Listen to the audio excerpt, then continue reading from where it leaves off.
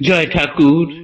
শ্রী শ্রী রামকৃষ্ণ পুঁথি দ্বিতীয় খণ্ডের অন্তর্গত তান্ত্রিক সাধনা থেকে আমাদের পাঠ চলছে।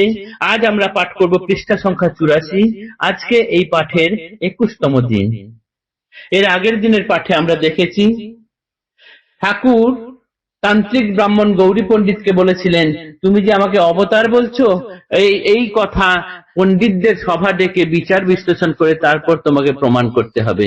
এবং মথুর বাবুকে বলেছিলেন, ডাকো তুমি সভা, চিঠি পাঠাও বৈষ্ণব চরণকে।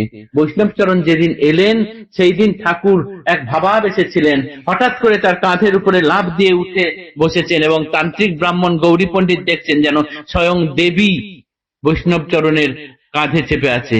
আর চৈতন্য স্বরূপ ঠাকুর তার কাঁধে চাপার জন্য বৈষ্ণব চরণ যেন চৈতন্যময় জগৎকে দেখছেন এবং তার মুখ দিয়ে অনর্গল এক অপূর্ব সংস্কৃত স্তোত্র শ্লোক আকারে বেরিয়ে আসছে। এবং এই ব্যাপার দেখে মথুর বাবু, তান্ত্রিক ব্রাহ্মণ গৌরী পণ্ডিত এবং বৈষ্ণব চরণ স্বয়ং সকলেই যেন হতভম্ব হয়ে গেছেন, সকলেই যেন স্তম্ভিত হয়ে গেছেন। আর বিস্ময়ে নীরব গোষ্ঠী গৌরী তান্ত্রিক ও ব্রাহ্মণ নব সুরচিত স্তোত্র করিয়া শ্রবণ। ঠাকুরের এই কাণ্ড দেখে আর নতুন নতুন এই স্তোত্র রচনা দেখে সকলে বিস্ময় হয়ে উঠেছে। ঠাকুরের মুখ দিয়ে যেন উজ্জ্বল জ্যোতি বেরিয়ে আসছে। এই রকম অবস্থা। পুথিকার বলছেন, এর সঠিক ছবিটি পর্যন্ত আমার আঁকার কোনো সাধ্য নেই। তারপর আজকের পাঠ। দূর হৃদিতম দেখি প্রভুর ব্যাপার, দণ্ডবত হয়ে ভূমে লুটে বারবার। শ্রী প্রভুর ভাবাবেশে ভঙ্গ হলে পরে, হাসি হাসি শ্রীবয়ান কহিলা গৌরী রে। শুনেছ ব্রাহ্মণী কিবা মোর কথা বলে, গৌরাঙ্গের অবতারে নিতায়ের খোলে। এরপরে ঠাকুর যখন ওই কাণ্ড করছেন, দূর থেকে সবাই এই ঘটনা দেখে মাটিতে লুটিয়ে বারবার প্রণাম করছেন যেন সকলে। এরপর আস্তে আস্তে ঠাকুরের ভাবাবেশ যখন একটু কমে আসছে, তখন হাসি হাসি মুখে ঠাকুর গৌরী পণ্ডিতকে অর্থাৎ তান্ত্রিককে বললেন, শুনেছ ব্রাহ্মণী আমাকে কি কথা বলে? বলে যে এই শরীরে নাকি গৌরাঙ্গ অবতার এই খোলের মধ্যে এসেছেন। এই শুনে তান্ত্রিক ব্রাহ্মণ কি বললেন? উত্তরে বচনে গৌরী কহে জোর করে, তা বলিলে খাটো করা হয় আপনারে। উনি হাত জোর করে ঠাকুরকে এর উত্তরে বলছেন যে ব্রাহ্মণী যে আপনাকে বলছেন যে গৌরাঙ্গের অবতার নিতাইয়ের খোলে, এই কথা বললে আপনাকে ছোট করা হয়। যে শক্তি সম্পন্ন হলে অবতারের গণি, আপনি আমি জানি আপনি সে শক্তির খনি। যে শক্তি সম্পন্ন হলে আমরা কাউকে অবতার বলি, আমি তো দেখতে পাচ্ছি আপনি সেই শক্তির খনি স্বরূপ। আপনা থেকেই সেই শক্তি যেন উচ্চারিত হচ্ছে। তাহলে আপনি অবতার কি? অবতার বরিষ্ঠ।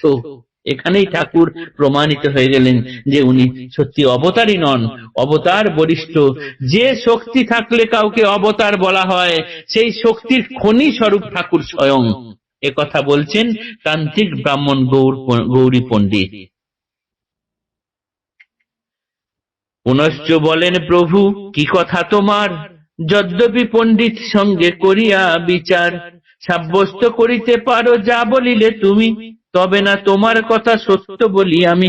পণ্ডিতকে আবার তিনি বলছেন যে দেখো, এই পণ্ডিত সভায় এই কথা যা বলছো তুমি সাব্যস্ত করতে পারবে তো?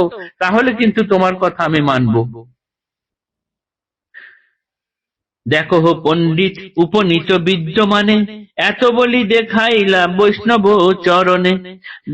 এবার গৌরী পণ্ডিতকে বললেন যে দেখো, এইখানে কত পণ্ডিত রয়েছেন, বৈষ্ণব চরণ রয়েছেন, এদের সবার সামনে তুমি যে কথা বলছো ভালো করে ভেবে চিনতে আবার তারপরে বলো যে তুমি যেটা বলছো সেটা সঠিক কিনা।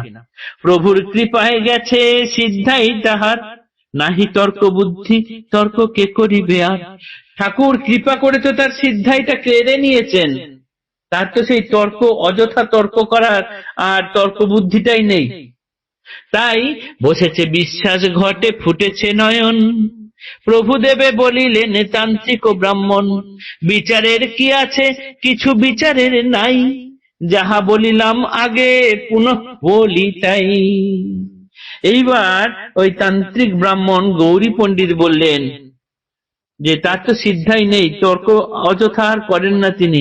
তার হৃদয়ে বিশ্বাস ফুটে উঠেছে, তার চোখও ফুটে গেছে, অর্থাৎ তিনি এখন তার চোখের সামনে যে আধার ছিল সেই আধার কেটে গেছে। তাই তিনি প্রভুদেবকে বললেন যে বিচারের আর কি আছে, আমার আর বিচারের কিছু নেই, আমি এর আগেও যা বলেছি এখনো তাই বলছি। আপনি যে শক্তিতে লোকেরা অবতার বলে সেই শক্তির খনি হচ্ছেন আপনি স্বয়ং।